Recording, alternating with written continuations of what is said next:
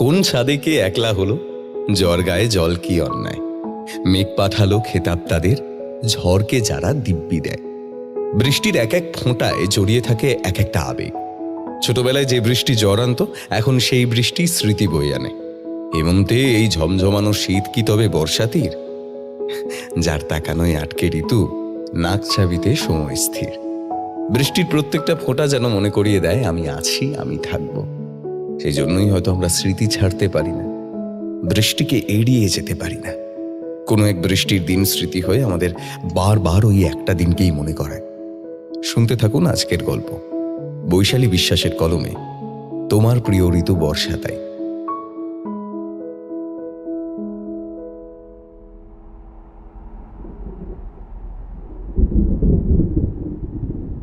চোখের সামনে আলো ক্রমশ ফুরিয়ে আসছে। জানলা দিয়ে ঢুকে আসা ওই থমথমে অন্ধকারটা আরো ভারাক্রান্ত করে তুলছে মনটাকে। পরিবেশটাও কেমন গুমুট। দুর্যোগের সামান্য আভাস পেতেই প্রকৃতি আবার শ্বাস আটকে প্রহর গুনতে বসেছে। চোখ দুটো জ্বালা করে ওঠে। মাথার উপর কেউ যেন ভারী একখানা পাথর বসিয়ে দিয়ে গেছে। একটু আগে অবধিও থার্মোমিটারের পারদ বিপদসীমার নিচেই ছিল, তবে এখন আর ওতে হাত দিতে ইচ্ছে করে না। আগে হলে এতক্ষণে হসপিটালে ভর্তি হতে হতো। সত্যি, ছোটবেলায় সামান্য কাক ভেজা বৃষ্টিতেই কত সহজেই জ্বর চলে আসতো। বয়স বাড়ার সঙ্গে সঙ্গে শরীরটাও যেন বুঝে গেছে এখন আর অসুস্থ হলে মায়ের মতো করে যত্ন নেওয়ার কেউ নেই। সত্যি কি নেই? মাত্র এই কটা দিনে একটা মানুষ কি এতটা পাল্টে যেতে পারে? গা থেকে চাদর সরিয়ে মেঝের ঠান্ডা মার্বেলে পা রাখে ব্রত। দৃষ্টি ঝাপসা, খেই হারানো নিঃশ্বাসেও অস্বাভাবিক এক উষ্ণতা মিশে। ফোনটার দিকে এক ঝলক তাকায়। কাঙ্ক্ষিত ফোন কল বা মেসেজের স্পন্দন নিয়ে আজও তবে জেগে উঠল না ওটা। জানালার বাইরে টুপটাপ শব্দ শুরু হচ্ছে। আপাতত এক দু ফোঁটায় পৃথিবীর ভেজা মাটিতে পা রাখছে মৌসুম ঋতুর চতুর্থতম দিনের না জানি কততম বর্ষ। আজকের বৃষ্টিটাও তবে রূপকে মনে করাতে পারল না তার কথা। ঠিক কি কারণে সেই পুরনো নিয়মটার ছন্দপতন হলো ব্রত আজও বোঝে না। একসময় আকাশে সামান্য একটু মেঘ দেখলেই মেয়েটা সবার আগে ছুটে আসতো তার কাছে। এই কি সুন্দর মেঘ করেছে দেখো, আজ খুব ভিজবো ভেবেই আমার নাচতে ইচ্ছে করছে। উফ, আজকের বৃষ্টিটা যা হলো না, আমি একদম 3 ঘন্টাই ভিজেছি। কি যে ফুরফুরে লাগছে। এই একদিন তুইও ভিজে দেখ না রে, সে কোন ছোটবেলায় জ্বর হতো। এরপর একদিন একসাথে ভিজবো, কেমন? ফেলে আসা বছরগুলোয় প্রতিটা বৃষ্টিতে ব্রতর ফোনে স্ক্রিনে ভরে যেত রূপকথার আনন্দ উল্লাসে। বর্ষার দিনগুলো এসব মেসেজ আরো ক্ষণে ক্ষণে আসতো। যদিও রূপের এই অনুভূতিগুলো তার চোখেও সে পাগলামির তকমা পেয়ে এসেছে আগাগোড়ায়, তবুও মেসেজগুলো পড়তে পড়তে ঠোঁটের কোণে হাসি ফুটে উঠত নিজে থেকেই। এখন সেসব যেন কত যুগ আগের কথা, অথচ মাত্র একটা বছর। এমন হয়ে গেল এই কটা দিনে। একই শহরে দুটো আলাদা প্রান্তের বাসিন্দা হতে হলো বলে রোজের মুখোমুখি হওয়াটুকু ছাড়া তো সব চাইলেই একরকম রাখা যেত। অথচ দূরত্ব ব্রতর তরফ থেকেই আসা উচিত ছিল। জীবনের আর 5টা সম্পর্কের মতো রূপের ক্ষেত্রেও তো শুরু থেকে একটা উদাসীনতা দেখিয়ে এসেছে। আর আজ যখন রূপকথা সেই একই কাজ করছে, তখনও তারই বেশি আপত্তি। খোলা জানালাটার সামনে গিয়ে দাঁড়ায় এবার। হিমশীতল জলো ছাট এসে লাগতেই কেঁপে ওঠে শরীর। এইবার ভিজলে নিশ্চয়ই আর রক্ষে থাকবে না। পরশু রাতে শেষ কথা হয়েছিল মেয়েটার সঙ্গে। ব্রতই করেছিল ফোনটা, আর থাকতে না পেরে। ফোনের ওপার থেকে ভেসে আসা গলাটায় কেমন যেন দায় সারা একটা শীতলতা। ব্রতর মনে হচ্ছিল কথা শেষ হলে বুঝি বাঁচে, আর থাকতে পারিনি সেদিন। এতদিন ধরে প্রতিনিয়ত মনে আসা প্রশ্নটাই করেই ফেলেছিল। আমাদের মধ্যে সত্যি কি সবার আগের মতো আছে রূপ? হঠাৎ এরকম একটা প্রশ্ন কেন? কি পরিবর্তন দেখছিস তুই? মুহূর্তে গলার কাছে ভিড় করে এসেছিল জমানো অভিমানগুলো। কিন্তু না, সেদিন কোনো অভিযোগী শব্দ খুঁজে পাইনি। ব্রত নীরব ছিল, মনের উত্তেজনা দমিয়ে শান্তভাবেই বলতে চেয়েছিল, তুই আর আগের মতো নেই রূপ। বুঝতে পারছিস কিনা জানি না, তবে এই কদিনে অনেকটা বদলে গেছিস। মেয়েটা কিন্তু কোনো প্রতিবাদ করেনি, আবার সরাসরি অস্বীকারও করেনি। উল্টে কথার পিঠে কথা জুড়ে দৃঢ় কণ্ঠে বলেছিল, মানুষ যখন নিজে বদলে যায় তখন তার মনে হয় সামনের মানুষটাও বদলে গেছে। ধীর পায়ে ঘর থেকে বেরিয়ে আসে ব্রত। মাথাটা সামান্য ঘুরে উঠল কি, রেলিংটা শক্ত করে ধরে ছাদে ওঠার সিঁড়িগুলো পেরোতে থাকে সাবধানে। বাইরে বৃষ্টির শব্দ ততক্ষণে আরো ঘন হয়েছে। বহু দূর থেকে ভেসে আসা কোনো দলভ্রষ্ট মেঘের অসহায় ডাক আর বাড়ির টিনের চালে মুষলধারায় অবাধ পতন শুনতে শুনতে বছর 5-এর ছেলেটা সেদিন অবাক হয়ে মুখ তুলেছিল মায়ের এহেন অদ্ভুত কথায়। সেও বছর 20 আগের কথা, অথচ মনের মধ্যে গড়ে ওঠা স্মৃতির মোটা অ্যালবামটায় সেই দিনটার কথা ভেবে হাত ছোঁয়ালেই সবার আগে তাকে স্পর্শ করে একটা বহু যুগ আগে হারিয়ে ফেলা সুবাস। সোঁদা মাটির গন্ধের সঙ্গে মায়ের আঁচলের সুঘ্রাণ এখনো সমহিমায় তার বর্তমানে হাজির হতে পারে। জানলার শিক গলিয়ে বৃষ্টিমুখর পৃথিবীর দিকে হাত বাড়ানো সেই মানুষটা ব্রতর বাল্য অবুধ চোখজোড়া হাঁ করে সেদিন দেখেছিল জলো হাওয়ার নরম স্পর্শেও মায়ের পরিপাটি খোঁপা আর কপালের চওড়া গ্রাম্য সিঁদুরখানার ওলট পালট হয়ে যাওয়া। সব বুঝলেও বৃষ্টি না থামা অবধি মা সরে আসেনি জানালাটার থেকে। যেন নিজের আলু থালু বেশভূষা ঠিক করে সেই মুহূর্তেই সে হয়ে উঠতে চায়নি রোজের চেনা নিখুঁত মানুষটা। বড় হওয়ার পর সে কথা ভাবতে গিয়ে ব্রতর মনে হয়েছিল বৃষ্টি সবকিছু অগোছালো করে দিতেই আসে। রোজের একই খাতে একই স্রোতে বইতে থাকা মনের অনুভূতিগুলোয় নিয়ম ভাঙা কিছু ঢেউ তুলতে আসে। তবু সেসব এক আধ দিনের জন্যই ভালো। ব্যস্ত জীবনে দৌড়োদৌড়ির মাঝে ঘণ্টাখানেকের বৃষ্টিও একঘেয়ে বিরক্তিকর হয়ে ওঠে। অথচ নিজের জীবনেই এমন এক মানুষকে দেখেছে ব্রত যে 1000টা কাজ ফেলে রেখেও নির্দ্বিধায় রোজ ভিজতে পারে একই রকমের আনন্দ আর উত্তেজনা নিয়ে। অদ্ভুত এক প্রতিভার অধিকারিণী তার জীবনের এই দ্বিতীয় আশ্চর্যময় নারীটি। প্রতিভাই বটে, 1000টা অচেনা দৃষ্টির মাঝে দাঁড়িয়েও অমন নিঃসংকোচে বেপরোয়াভাবে ভিজতে জানে কজন। তাই সেই অলৌকিক চরিত্রটাই এখন ব্রতশুভ্রর জীবনের একমাত্র রূপরেখা। জানিস ব্রত, আজকেও একটা নতুন গল্প শোনালো ওরা। ওই যখন ভিজছিলাম, এত গল্পরা পায় কোথা থেকে বলতো? ওই আকাশটাই কি এমন আছে যেখানে গল্প ফুরোতেই চায় না? একবার যদি যেতে পারতাম।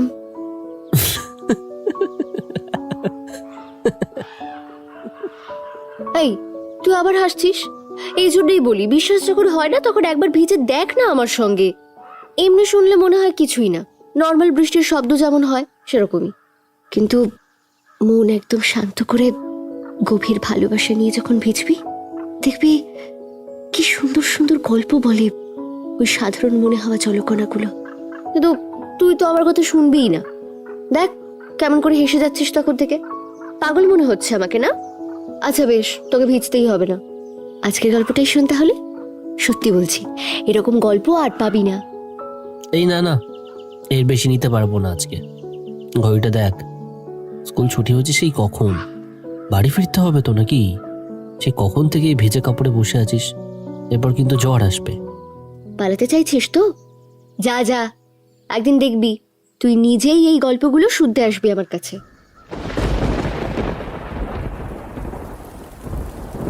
শেষ ধাপে পৌঁছে এক মুহূর্ত থমকায় ব্রত। এই কটা সিঁড়ি ভেঙেই দুর্বল হয়ে পড়া ফুসফুসটা বিরোধিতা করতে শুরু করেছে। বন্ধ দরজার ওপার থেকে বর্ষণের জোরালো ছন্দ যেন তাকেই হাতছানি দিচ্ছে। এক টানে দরজাটা খুলে দেয়। এক রাশ বাড়ি ধারা জমিয়ে একটা দমকা হাওয়া যেন তারই অপেক্ষায় এতক্ষণ থমকে ছিল উল্টো দিকে। ঠান্ডা জলের স্পর্শ পেতেই শরীরটা এক প্রকার রেড়ে করে ওঠে। তবুও মনের কথা মেনে অনিচ্ছুক শরীরটাকে ঠেলে দেয় সামনে। গত কবারের মতো এবারও ছাদের একদম মাঝখানে এসে দাঁড়ায় ব্রত। মুখটা আকাশের দিকে বাড়িয়ে দিতে জলের ধাক্কায় চোখ পুরোপুরি বন্ধ হয়ে আসে। যথারীতি একটা বিবর্ণ অথচ উজ্জ্বল আলোর জবনিকা নেমে আসে চোখের উপর। কয়েক সেকেন্ডের মধ্যেই নিস্তরঙ্গ আলোকিত আধারের বাষ্পে আন্দোলন তুলে ঝলকে ওঠে বিদ্যুতের আলো। শরীরটা কেঁপে ওঠে আবার, তবে ঠান্ডায় বা অসুস্থতায় নয়, আনন্দের উষ্ণ আলিঙ্গনে। কারণ ক্ষণিকের সেই বেগুনি আভায় মিশে এইমাত্র তার চোখের পাতা ছুঁয়ে গেল প্রত্যাশিত বৃষ্টি ভেজা মুখটা। ব্রত জানে ঘোরটা আর একটু গাঢ় হয়ে এলে আর মুহূর্তের ওই আলোটার মতো হারিয়ে যেতে হবে না তার রূপকে। কিছুক্ষণ সে থেকে যেতে পারবে ব্রতর বন্ধ চোখের ভেতর। বাস্তবে আর যাই পাল্টে যাক, তার কল্পনায় সেই পুরনো বৃষ্টি স্নাতা আজও অক্ষত। তুই আজকেও দাঁড়িয়েছিলি? চলে গেলি না কেন? দেখ কেবল ভিজে গেছিস। ব্যাগের মধ্যে একটা ছাতা তো রাখতে পারিস সব সময়। এরপর জ্বর আসলে কি হবে বলতো? কিচ্ছু হবে না, চল, সন্ধ্যা হয়ে এসেছে। আচ্ছা, তোর মাথায় কি চলে বলতো ব্রত? মানে? এমনিতে তো বৃষ্টি দু চোখে সহ্য করতে পারিস না, অথচ আমাকে ভিজতে বাধা দিসনি কোনোদিনও। বরং বৃষ্টির সময় যদি একসাথে থাকি, আমি যতক্ষণ ভিজি তুইও বোবার মতো দাঁড়িয়ে অপেক্ষা করিস। হ্যাঁ, ঝড় জল থেকে গা বাঁচাতে কিছুটা দূরে সরে যাস ঠিকই, তবে একবারও ছেড়ে যাসনি আমাকে। অন্য ক্ষেত্রে হুট করে মাথা গরম করে ফেলিস, অথচ দেখ এই সময়গুলো এত ধৈর্য নিয়ে অপেক্ষা করিস কি করে বলতো? ব্রতর পৃথিবীতে এখন বৃষ্টি এলে ওই প্রাণোচ্ছল তন্নিটি এসে দাঁড়ায় কোনো আবরণহীন ভেজা মাটিতে, আকাশ ভাঙা এক অবাধ্য জোয়ারে ভেসে যাওয়ার ইচ্ছে নিয়ে। ছোটবেলার সেই মাঝবয়সী মহিলাটি তো কবেই হারিয়ে গেছে বৃষ্টিতে ফুলে ওঠা মাটির বারান্দাটার মতোই। রূপ সেই অভাবটা অনেকটা ভরাট করে তুলেছিল। সেই জন্যই যেন আগের চেয়েও বেশি শূন্যতা এখন ব্রতর জীবনে। স্কুলের দিনগুলোয় কতদিন ছুটির পর ঝমঝমিয়ে বৃষ্টি এসে উপস্থিত হয়েছে অযাচিত অতিথির মতো। পিঠের ব্যাগ আগলে ব্রত যতক্ষণে রাস্তার বাকি মানুষজনের মতো কোনো লম্বা গাছ বা দোকানের নিচে গিয়ে আশ্রয় নিত, বৃষ্টিস্নাত পৃথিবীটার একমাত্র সঙ্গী হয়ে রূপকথা ততক্ষণে সারা শরীর ভিজিয়ে ফেলত। ওই সময়গুলোতে অচেনা রকমের শান্ত হয়ে পড়তো মেয়েটা। তখন আরো নিষ্পাপ লাগতো ওর মুখটা। অবাক হয়ে তাকিয়ে থাকতে থাকতে ব্রতর প্রায় মনে হতো প্রতিটা বৃষ্টির ফোঁটা যেন সত্যি কোনো জাদু বলে রূপকথার ভেতরকার সুপ্ত ঐশ্বরিক লাবণ্যকে বের করে আনতে জানে। ব্রত জানে আজও যদি রূপ সামনে থাকতো, এক মনে ভিজতে ভিজতে তাকেও সঙ্গ দিতে বলতো। আবারও সে নাকচ করে দিত এক কথাতে। রূপ অনেকবার এই বিষয়ে জিজ্ঞেস করলেও কখনো সঠিক উত্তরটা দেয়নি। সত্যি তো, একবার তো ভেজাই যেত একসঙ্গে, কিন্তু সেই একবার রূপকথার অন্য একটা মানুষে রূপান্তরিত হয়ে যাওয়ার সাক্ষীটা থাকতো কে? শৈশবে বৃষ্টির ছাটে গলে মায়ের কপাল থেকে ছড়িয়ে পড়া সিঁদুরটা ওই ঘোর শ্রাবণের দিনগুলোয় কত সহজাতভাবে রূপের প্রসাধনহীন স্নাত মুখটায় গিয়ে জড়ো হতো। না জানি কতবার দেখেছিল ব্রত কোনো কৃত্রিম রং ছাড়াই অবিকল সেই একই লালিত্য। তারপর সময়ের সঙ্গে পাল্লা দিয়ে বৃষ্টি যত বাড়ত, উজ্জ্বলতা হারিয়ে ততই ফ্যাকাশে হয়ে উঠত রূপ। শুধু নাকের উপরটুকু অপরিবর্তিত থেকে যেত, যেন মুখের সব রক্তিমতা গিয়ে ওইখানটায় জড়ো হয়। আর তাতেই আরো বেশি করে চোখে পড়ত নাকের কোণ ঘেঁষে থাকা আঁচিলটা। পৃথিবীর সব মানুষই যদি একসঙ্গে ভিজতে শুরু করত, তাহলে কেউ জানতো কি করে যে সাধারণ এক বৃষ্টিতেও অতি সাধারণ একটা মানুষ অলৌকিক হয়ে উঠতে পারে? রূপ, তোর বৃষ্টি কেন এত ভালো লাগে বলতো? কি এমন খুঁজে পাস? ভালোবাসা। আর সেই ভালোবাসাটা পৃথিবীর ভালোবাসাগুলোর মতো স্বার্থের বা সাময়িক হয় না। হয়তো আমাদের ধরাছোঁয়ার বাইরে ওই আকাশটায় থাকে বলেই এতটা শর্তহীন ওরা। বৃষ্টির মতো পবিত্র স্বার্থহীন কিছুই হতে পারে বলে আমার জানা নেই রে। ভেবে দেখ, নিজেদের নিরাপদ আশ্রয় ছেড়ে ওই সুদূর আকাশ থেকে ওরা বারবার নেমে আসে, শুধু আমাদের একটু শান্তি দেওয়ার জন্য, পৃথিবীর বুকে প্রাণের স্পন্দন বজায় রাখার জন্য। বদলে ওরা তো কিছুই পায় না, তবু কখনো মুখ ফিরিয়ে নেয়নি।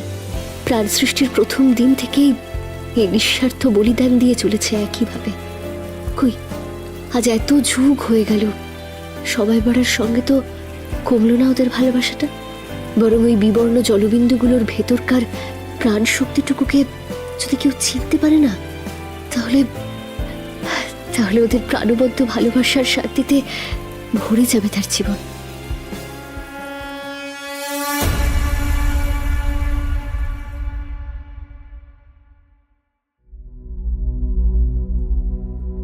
আচ্ছা, রূপকথা কি এখন বৃষ্টিতে ভেজাটাও ছেড়ে দিয়েছে? তবে কি জানি, ব্রতর সঙ্গে সঙ্গে বৃষ্টির প্রতিও অনীহা ধরেছে নাকি মেয়েটার? নিজের প্রিয় জিনিসগুলোকে কি এত সহজে বাতিলের খাতায় ফেলে দেওয়া যায়? তবে এইবারের বর্ষাটার জন্য ব্রত অপেক্ষা করে বসেছিল জীবনে প্রথমবার। কি অদ্ভুত না, রূপকে কতবার ভিজতে বলেছিল, অথচ যেদিন থেকে ওকে জোর করার মতো কেউ থাকলো না, ব্রত নিজেই খুঁজতে শুরু করলো একটা মেঘাচ্ছন্ন আর্দ্র আকাশ। রূপ এক প্রকার যোগাযোগ বন্ধ করে দেওয়ার পর থেকে হওয়া প্রতিটা বৃষ্টিতে ব্রত ভিজেছে। ইচ্ছে করেই জ্বরে পড়তে চেয়েছে প্রতিবার, কারণ বৃষ্টি থামার পরও জ্বরের ঘোরেও রূপকে দেখতে পায়, যেন ঠিক কাছেই থাকে মেয়েটা। শরীরের যন্ত্রণায় ঘুমের মধ্যে উসখুস করলে মাথায় বিলি কেটে দেয় পরিচিত হাতের স্পর্শে। অদ্ভুত রকমের জীবন্ত ওই অবচেতনের কল্পনাগুলো। জ্বর ছেড়ে যাওয়ার পর সজ্ঞানে এলেও ব্রতর অনেকক্ষণ রূপের উপস্থিতিটা সত্যি বলে মনে হয়। বলছি শোনো না, কাল আমি যেতে পারবো না, আর্জেন্ট কাজ পড়ে গেছে, পরে কখনো না হয়। গত 6 মাস ধরে তো তাই শুনে আসছি রূপ, উইকেন্ডেও কাজ। আচ্ছা, আমি কি ইচ্ছে করে বলছি বল? সবকিছু এখনো ব্যালেন্স করে উঠতে পারছি না একা। আমাকেও সবটা একাই সামলাতে হচ্ছে, আমাকে কেউ নেই সাহায্য করার। কিন্তু তার মধ্যেও আমি এটা কখনো ভুলে যাইনি যে প্রায় 1 বছর হয়ে গেল আমরা নিজেদের সামনাসামনি দেখিনি। হ্যাঁ, তো কি হয়েছে? সামনাসামনি না দেখে কি ভালোবাসতে পারবি না? কাম অন ব্রত, এখন আমরা দুজনেই ব্যস্ত, অত সময়ও নেই আর। ব্যাপারটা সময়ের নয় রূপ, মনে করে দেখ, স্কুলের পর কতদিন আমরা পেটে খিদে নিয়ে ক্লান্ত শরীরেও একই জায়গা, একই অলিগলি ধরে হেঁটে বেরিয়েছি আমরা, কারণ যাতে আরো কিছুটা সময় আমরা একসাথে থাকতে পারি, দুটো বেশি কথা বলতে পারি। তাছাড়া এখানে আসার আগে তুই বলেছিলি যে মাসে একবার 10 মিনিটের জন্য হলেও দেখা করতে হবে। এখন সেই সিচুয়েশনটা নেই ব্রত। তোর কি মনে হয় এই অচেনা শহরে অচেনা মুখগুলোর মাঝে আমার ইচ্ছে করে না কিছু কিছু সময়ের জন্য হলেও একটা বিশ্বস্ত চেনা মুখকে দেখতে? হ্যাঁ, 1 বছর আগে আমিই বলেছিলাম কথাটা। সে তো আগে কত কিছুই বলতাম, জীবনটা অন্যরকম ছিল তখন। আগে সবকিছু খুব ইজি মনে হতো, কিন্তু এখনকার রিয়ালিটিটার সাথে স্বাভাবিকভাবেই কোনো মিল নেই আমার অতীত কল্পনাগুলোর। এখন দেখতে গেলে আমার নামেই শুধু রূপকথা রয়ে গেছে। আসল ব্যাপারটা হলো তুই নিজে পাল্টে যাচ্ছিস রূপ, যে অজুহাতিতে সত্যিটা কখনো পাল্টাবে না। শোন ব্রত, আমি ফোনটা রাখছি। এই রাত দুপুরে অযথা ঝগড়া করার কোনো ইচ্ছে বা এনার্জি কোনোটাই আমার নেই। এমনিও আজকের দিনটা আমার মারাত্মক হেক্টিক গেছে, আমি প্রচন্ড টায়ার্ড, বিশ্বাস কর। তুইও খেয়ে শুয়ে পড়িস। Good night. একসময় কত ছেলে মানুষই না ছিল দুজন, কথায় কথায় রাগ, অভিমান, আবার মুহূর্তেই সব ঠিক। পুরনো কত বন্ধু বান্ধব তো মুখের উপর পর্যন্ত বলতো এতই মতের অমিল যখন একসঙ্গে আছে কেন, অথচ রোজের এত ঝগড়া ঝামেলার পরও দুজনের কারোরই মনে হয়নি আলাদা হয়ে যাওয়ার কথা।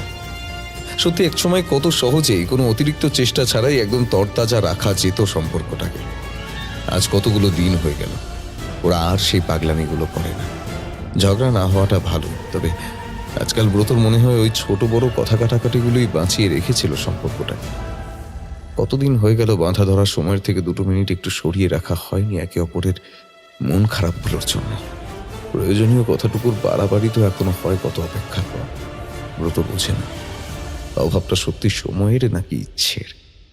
তবে রূপকথার জীবনটা তার কাছে এখন সেই তালাবন্ধ ঘর, যার প্রতিটা আনাচে কানাচে একসময় তার অবাধ বিচরণ ছিল। কপালের মাঝখানটা কেউ যেন চেপে ধরেছে, নিঃশ্বাস ভারী হয়ে আসে, মুখের চামড়ায় বিরক্তির ভাঁজ পড়ে ব্রতর। পরনে ভিজে প্যান্ট শার্ট শরীরের সঙ্গেই মিশে যেতে চাইছে যেন।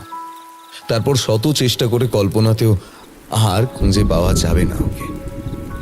আগেও হয়েছে এমনটা, তীব্র দৈহিক কষ্টকে উপেক্ষা করে আরো গভীরে তলিয়ে যেতে চায় নিজের মন করা মিথ্যে দুনিয়াটার। যত বাস্তবতার থেকে দূরত্ব তৈরি হয় ততই আরো জীবন্ত হয়ে উঠতে থাকে পরিচিত বৃষ্টি স্নাত অবয়বটা, যেন এটাই সত্যি, এটাই বাস্তব। পারলে আর কখনো বেরিয়ে আসতো না জীবনের এই সবচেয়ে প্রিয় মুহূর্তটার থেকে।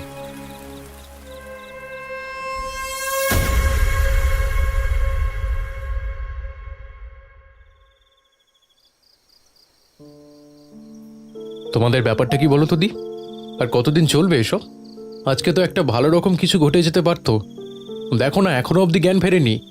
আমি যখন ছাদ থেকে নামিয়ে আনলাম তখনও কোনো হুঁশ ছিল না, ওইভাবেই পড়েছিল বৃষ্টির মধ্যে।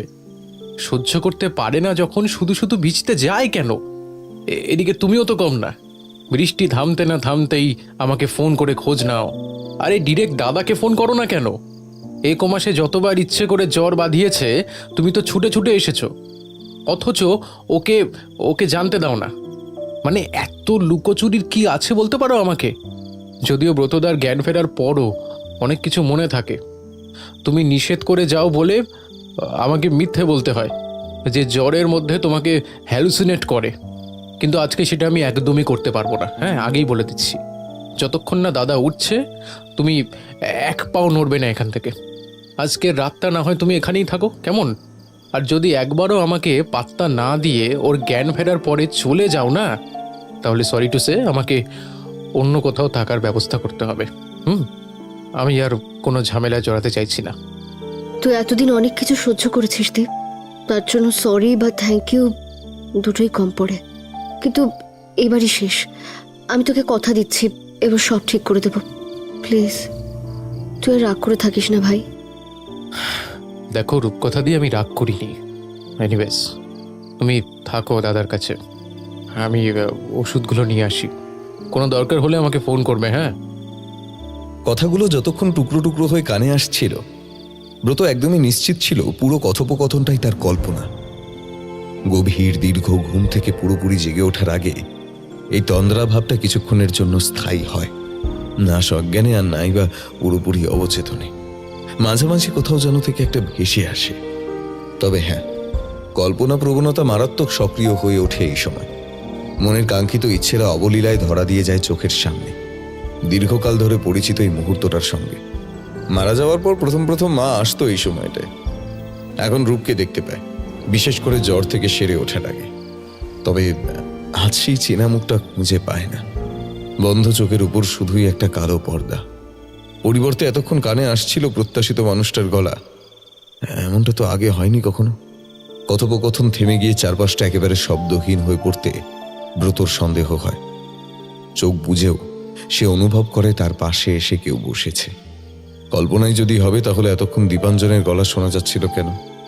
অবিশ্বাস্য ঘটনাটার বাস্তবতা আঁচ করতে পেরে এই প্রথম জোর করে নিজেকে জাগিয়ে তুলতে চায় ব্রত। তন্দ্রাচ্ছন্ন আধারটা সামান্য পাতলা হতেই মনকে অন্য কোনো দিকে আমল দিতে না দিয়ে চোখ খুলে সবার আগে তাকায় নিজের মাথার কাছে। ঘরে তেমন কোনো আলো নেই। অনতি দূরে টেবিলটায় শুধু জ্বলছে নাইট ল্যাম্পটা। ব্রত বোঝে না এলইডিটার বদলে ওই একরত্তি আলোটুকু জ্বালানোর কারণ প্রয়োজনীয়তার অভাব, নাকি এমন মায়াবী অদ্ভুত সুন্দর পরিবেশটা সৃষ্টি করা।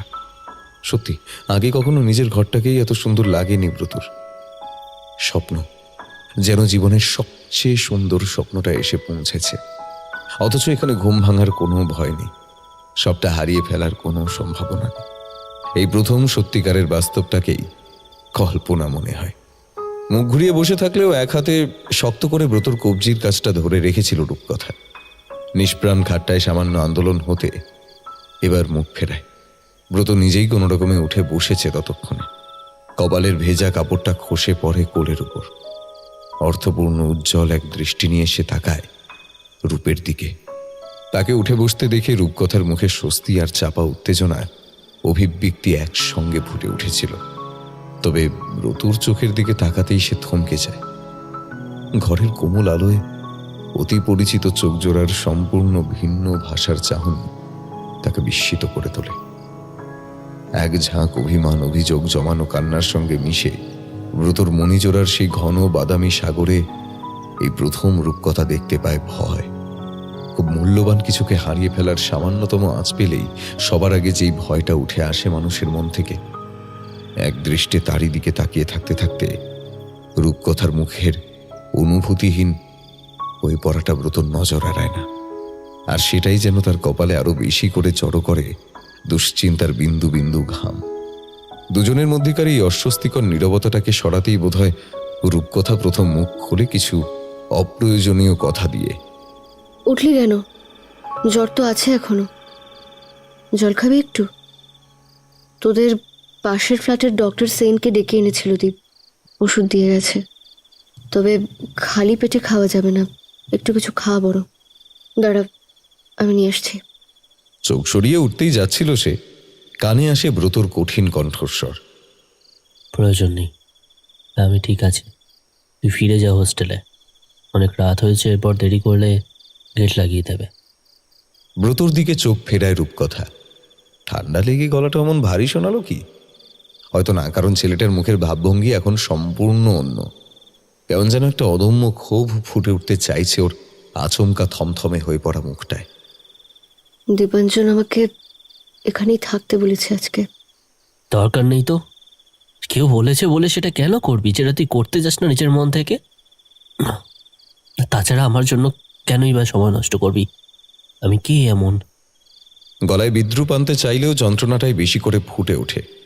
তবে ধৈর্যের বাঁধ ভেঙে যাওয়াতেই বোধহয় পাশে দাঁড়ানো মানুষটার গলার ঝাঁঝটাও সামান্যতম কাঁপে না। এখনো তো নাটক করছিস কেন ব্রত? প্রত্যেকবার ইচ্ছে করে অসুখগুলো বাঁধিয়ে কি করতে চাইছিস বুঝি না নাকি? নিজের শরীরটাকে তো টর্চার করছিসই, আর আশেপাশের অন্যান্য মানুষগুলোকে বিব্রত করতে ছাড়ছিস না। আমার কথা বাদই দে, নিজের রুমমেটের কথাটাও কি একবারও ভাববি না তুই? আর কতবার সবাইকে নিজেদের কাজ মাথায় তুলে রেখে তোর এই সার্কাসে অংশ নিতে ছুটে আসতে হবে বলতো?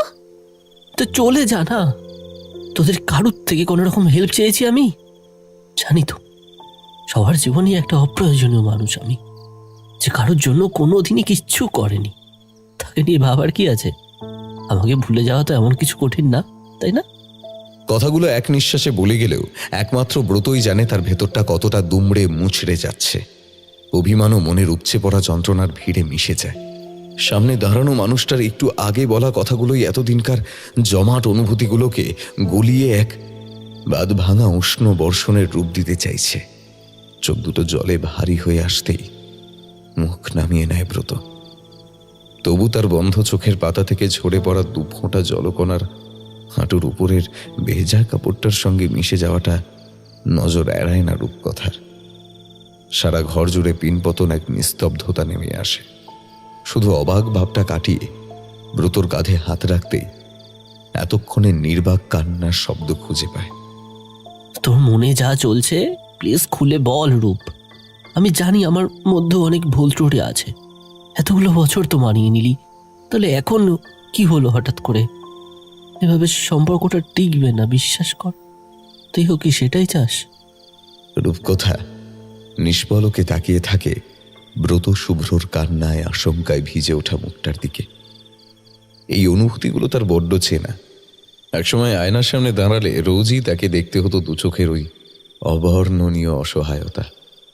তবে সেটা যে কখনো এই মানুষটার চোখে এসে ভিড় করবে তা ভাবতে পারেনি। যার কাছে গুরুত্ব না পাওয়ার নিঃশব্দ অভিযোগে তার দু চোখ ভিজে উঠত একসময়, আজ সেই ব্রতই তাকে হারানোর ভয় কাঁদছে। ব্রতর পাশের ফাঁকা জায়গাটায় আবারও ফিরে আসে রূপকথা। তোর কেন মনে হচ্ছে সম্পর্কটা টিকবে না? ওভার থিঙ্কিংটা আমার জন্মগত স্বভাব ছিল, কিন্তু এখন তো দেখছি সেরক দিন দিন তোকে পেয়ে বসেছে। Over thinking? তোর ফোন আসা কমে যাওয়া, ঠিক করে কথা বলতে না যাওয়া, কোনো না কোনো অজুহাত দিয়ে একের পর এক আউটিং এর প্ল্যান ক্যান্সেল করে দেওয়া, এগুলো সব আমার কল্পনা রূপ। আচ্ছা এসব বাদ দিলাম, এখানে আসার পর কতগুলো বৃষ্টি বেরিয়ে গেছে। ফোনটা খুলে দেখ, সামান্য কোনো মেসেজও করেছিস তুই? অথচ কত আদিক্ষেতাই না করতে এই বৃষ্টি নিয়ে। নিজেই এই ভালোবাসাগুলো তৈরি করে দিয়ে এখন কেন এমন করছিস? কোনো বাধা না দিয়ে ব্রতর অভিমানগুলো একে একে শুনে যায় রূপ। আর নিজের পরবর্তী কথাগুলো সাজিয়ে নিতে নিতে অবাক হয়ে ভাবে, কদিনের দূরত্বেই একটা রিজার্ভড ইন্ট্রোভার্ট ছেলে কেমন অবুঝ শিশুসুলভ সারল্যে অভিযোগ করতে শিখে গেল। এই ব্রতকেও সত্যিই চেনে না, এমনকি হলপ করে বলতে পারে যারা ওকে চেনে তারা কেউই কখনো ওর এই রূপটা দেখেনি। ঠোঁটে আলতো হাসি খেলে যায় রূপকথার। আসলে কি বলতো, যে মানুষটা আমাদের সাথে অনেকটা সময় ধরে থাকে, তার ভালোবাসার জিনিসগুলো কোথাও না কোথাও একটা অংশ হয়ে ওঠে আমাদের জীবনের। তাই সে একদিন চলে গেলেও তার অভ্যেসগুলো রয়ে যায় আরো কিছুটা সময়। সেই গতানুগতিক জিনিসগুলোর অভাববোধটাই আমরা ভালোবেসে ভেবিনি। কিন্তু না রে, সব অভ্যেস ভালোবাসা হয় না। সত্যিকারের ভালোবাসা তো পার্মানেন্ট একটা জিনিস। কিন্তু নতুন কোনো কিছুর প্রতি মন আকর্ষিত হলে মনের অভ্যেস পাল্টাতে আর কতক্ষণ? অভ্যাস মানে তুই বলতে চাইছিস তোর প্রতি আমার ভালোবাসাটা জাস্ট একটা অভ্যাস? না, সেটা মোটেও বলছি না। আমি তোকে কোনো দোষই দিচ্ছি না। আজ সবটা এতটা জটিল হয়েছে কোথাও না কোথাও আমার দোষে। আসলে আমি আগাগোড়াই ভয় পেতাম। নিজের বলতে যে কজন আছে তাদেরকেও হারিয়ে ফেলার ভয়। এতগুলো বছর নিজের ভালো লাগাগুলো তোর উপর চাপিয়ে দিতে চাইতাম, এই ভেবে যে একদিন ভালোবেসে ফেলবি সেগুলোকে। তারপর যদি আমাকে ছেড়ে যাওয়ার কথা মনেও হয়, সেই অভ্যেসগুলো তোকে আটকে নেবে। সারা জীবন একা হয়ে পড়ার এই ভয়গুলো আমি পেয়েছি। আর এখন দেখ, আমি তো একাই। হ্যাঁ, তোরা সবাই আছিস ঠিকই, তবু এখানে আসার পর এমনও দিন গেছে যখন কাজের চাপে সারা দিনে কারোর সাথে একটা কথাও হয়নি। প্রথম প্রথম কষ্ট হলেও এখন অভ্যেস হয়ে গেছে, জানিস তো। একাকিত্ব আমার কাছে ডিপ্রেশনের নয়, বরং এখন ভুল মানুষগুলোর বদলে নিজেকে টাইম দিতে শিখেছি, নিজের কথা ভাবতে শিখেছি। যে মেয়েটার ডিকশনারিতে সেলফ লাভ ওয়ার্ডটাই বহু কষ্টে এক কোনায় পাওয়া যেত, আজ তার প্রায়োরিটি লিস্টেই নিজের নামটা সবার আগে থাকে। তার মানে তুই আর আমাকে ভালোবাসিস না? আমাদের সম্পর্কটা না থাকলেও কিচ্ছু আসে যায় না, না তোর? মনে মনে মেনেই নিয়েছিস যে সম্পর্কটা শেষ? যদি সেটাই ভাবতাম তাহলে কি এতক্ষণ এখানে বসে এতগুলো কথা বলতাম ব্রত? আমি নিজেকে ভালোবাসতে শিখেছি মানে এই নয় যে যাদের ভালোবাসি তাদের ভুলে গেছি। হ্যাঁ, অনেক পুরনো মানুষের সাথেই আজকাল যোগাযোগ রাখি না ঠিকই। ওই যে বললাম, কিছু ভুল মানুষ যাদের জীবনে আমার কোনো মূল্যই নেই, তাদের পেছনে অযথা এফোর্ট দিয়ে নিজেকে ছোট করার কি দরকার বলতো? আমার ক্ষেত্রেও কি তোর সেটাই ধারণা? মুখে কিছু বলি না বলে কি কিছুই বুঝতে পারিস না? মিথ্যে বলবো না, আগে প্রায়ই মনে হতো তুই একটুও ভালোবাসিস না আমাকে, কিন্তু এখন বুঝি তোর ওই সিরিয়াস রুট ইমেজটার আড়ালে কতখানি আগলে রেখেছিলি আমাকে এতগুলো বছর ধরে। আসলে টিনেজ কি না, পাশের ঝা চকচকে উগ্র সম্পর্কগুলোই ভালোবাসা মনে হতো। কিন্তু এখন বুঝি তোর এই মুখচোরা স্বভাবের বাধা বিপত্তিগুলো কাটিয়ে যেটুকু বের করে আনতে পারতিস, তাতে যেমন লোক দেখানো কিছু নেই, তেমন হাজারবার খুঁজলেও কোনো খাত পাওয়া যাবে না তোর ভালোবাসায়। ব্রতর চোখ দুটো আবারও ছলছল করে ওঠে, ঠোঁটে তৃপ্তির নিশ্চিন্তের হাসি, তবে গলায় স্পষ্টত অভিমান। এত সব বুঝে থাকলে এতদিন অ্যাভয়েড করছিলি কেন? রাখছিল তো আমার উপর। কথা বলে প্রয়োজনে প্রয়োজনে ঝগড়া করেই মিটিয়ে নিতি না হয় আগের মতো। চেপে যাওয়া, আড়াল করা, এগুলো তো আমার বদ অভ্যেস। তুই কবে থেকে নিজের মনের কথাগুলো লুকিয়ে যেতে শুরু করলি? তোর ওপর আমার কোনোদিনই রাগ ছিল না। আসলে এতগুলো বছর কম জ্বালায়নি তো তোকে। মাঝে মধ্যে এমনও কিছু করে বসতাম যার জন্য তোকে অস্বস্তিতে পড়তে হতো। অসন্তুষ্ট হলেও সেভাবে কিছু বলিসনি কোনোদিন। দু একবার যাও বা বারণ করার চেষ্টা করেছিলি, আমি এতই মূর্খ যে সেসব ইয়ার্কির ছলে উড়িয়ে দিয়েছি। কিন্তু আর তোর বিরক্তির কারণ হতে চাই না ব্রত। তবু তুই সামনে এলে হয়তো নিজেকে কন্ট্রোল করতে পারতাম না। আমার খুশির জন্য হলেও তুই তো একমাত্র আশকারা দিস আমাকে। সবাই ঠিকই বলে, এত শান্ত স্বভাবের ছেলে হয়েও কি করে যে আমার মতো একটা আতপাগলি বাচাল মেয়ের সঙ্গে এতদিন থাকলি তুই। কত কম্প্রোমাইজই না করতে হয়েছে তোকে নিজের সাথে। আমি একদমই চাইনি সেটা, বিশ্বাস কর। তুই যেভাবে ভালো থাকিস সেভাবেই থাকতে দিতে চেয়েছিলাম, তাই সরে যেতে চেয়েছিলাম। কিন্তু এখন তো দেখছি ফল একেবারে উল্টো হয়ে গেল। সেটাই স্বাভাবিক নয় কি? কে বলেছিল আবার এত ভালো করতে যেতে? মনে পণ করে ফেলেছিস না এই জন্মে আর শান্তি দিবি না? ছোটবেলায় যখন বলতাম তখন তো শুনিসনি, এখন নিজে নিজেই ঠিক ঠিক করে নিলি পাল্টে যেতে হবে। একবারও আমার দিক থেকে কিছু শোনার প্রয়োজন মনে করলি না। তোর এই বাচ্চামিগুলো, হুট করে ঘটিয়ে ফেলা অঘটনগুলো, সবচেয়ে বড় কথা বৃষ্টির প্রতি তোর এই ওভার অবসেশনটাই আমার কাছে তুই, আর তুই সেগুলোই আমার থেকে কেড়ে নিয়েছিস। তুই যত খুশি পাল্টে যা, অন্য যার সাথে যা খুশি কর, আমার কাছে তোকে সেই আগের রূপই থাকতে হবে। পাশের টেবিলে ল্যাম্পটার ঠিক পায়ের কাছে আজও যত্ন করে রাখা আছে বালি ঘড়িটা। রূপকথাই দিয়েছিল ওটা। আগে সেটা বন্ধ অবস্থায় ধুলো মেখে পড়ে থাকতো ঘরের কোনো অব্যবহৃত স্থানে। শেষে যে কবার ব্রতর অজান্তে এখানে এসেছে ওটাকে এভাবেই টেবিলটার উপর দেখতে পেয়েছে রূপকথা। বোঝাই যায় রোজ কারোর হাতের স্পর্শ এক কোনাও ধুলো জমতে দেয় না তার গায়ে। হাত বাড়িয়ে সেটা তুলে নিয়ে ব্রতর সামনে ধরে। আমাদের সম্পর্কটা কেমন এটার মতো হয়ে গেছে দেখ ব্রত। একসময় আমি প্রাণপণে চেষ্টা করেছি যাতে আমাদের মাঝের অবশিষ্ট দেয়ালগুলো ভাঙা যায়। লাভ হয়নি জানিস। আসলে সম্পর্ক যখন দুজনের তখন চেষ্টাটাও তো দুজনকেই করতে হতো, অথচ তুই কোনোদিনই সেরকম গা করিসনি। তোর মধ্যে কোথাও না কোথাও ফুল কনফিডেন্স ছিল যে যাই হয়ে যাক না কেন আমি তোকে ছেড়ে যাব না। এই কমাসে আর যাই হোক, সেই বিশ্বাসটা অনেকখানি টলে গেছে বল। তাই দেখ, আমি সামান্য বাঁধন আলগা করার চেষ্টা করতেই তুই কেমন শক্ত করে হাল ধরলি, আর তাতেই সব ঠিক হয়ে গেল। তোকে কেমন আমার রাগগুলো পেয়ে বসেছে দেখ। আমি যে বলেছিলাম তুই পাল্টে গেছিস, ভুল বলিনি কিন্তু। আমার এতদিনকার ভয় বা ইম্যাচুরিটি যাই বল, সব কেমন তোর মধ্যে ট্রান্সফার হয়ে গেছে দেখ।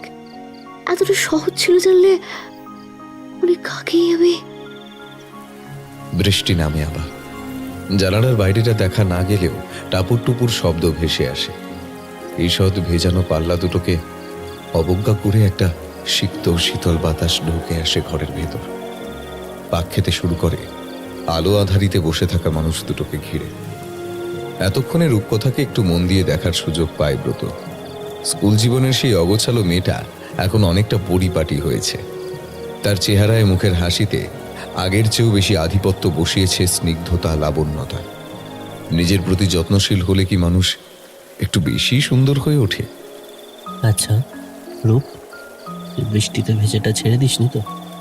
এখনো আগের মতোই বৃষ্টি ভালোবাসিস? ব্রতর গলায় এই নতুন আশঙ্কা যোগ হতে আবার হেসে ফেলে রূপকথা। না, বরং আগের থেকেও বেশি ভালোবাসি, শুধু এতদিন সেটা প্রকাশ করিনি তোর কাছে। বৃষ্টি চিরকালই খুব দামি আমার কাছে, খুব নিজস্ব। ওরা আমার মনটাকে যতটা বোঝে ততটা আমিও বুঝি না রে। আর যাই হোক, এই একটা জিনিস কখনো অবহেলা করতে পারবো না, অত ক্ষমতা নেই আমার। জানিস, ইদানিং আমারও বৃষ্টি ভালো লাগতে শুরু করেছে। এই কমাস যখন দূরে সরিয়ে দিয়েছিলি, তখন এই বৃষ্টিগুলোই তোর সাথে জুটে রেখেছিল আমাকে। একটা সম্পর্কে না তৃতীয় ব্যক্তির উপস্থিতিটা খুব গুরুত্বপূর্ণ, জানিস তো? বেপরোয়া মুষলধারার উল্লাস ধ্বনিতে ঢাকা পড়ে যায় পৃথিবীর যাবতীয় শব্দ মিছিল। বাইরের হিমেল আক্রমণ এসে লাগে ঘরের ভেতরকার স্বল্প উমেয়। প্রকৃতির এমন বিনা অনুমতির হস্তক্ষেপে ঘরটা আবার এলোমেলো ছন্নছাড়া হয়ে গেলেও উল্টো দিকের দেওয়ালে পড়া মানুষ দুটোর ছায়া অকম্পিতই থাকে। সব শব্দ, সব কথা চাপা পড়ে গেলেও এক চিলতে হাসির উৎস হয়ে সঠিক মানুষটার কানে পৌঁছে যায় প্রিয় মানুষটার আদুরে আবদার। রূপ, ওই গল্পগুলো শোনাবি আমাকে, যেগুলো তুই ছাড়া আর কেউ জানে না, যেগুলো এই বৃষ্টিরা একমাত্র তোকেই বলে বারবার।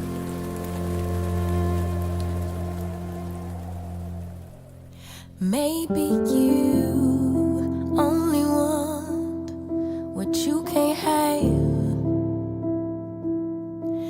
Never seem to be satisfied till it all goes bad. Maybe I should just give someone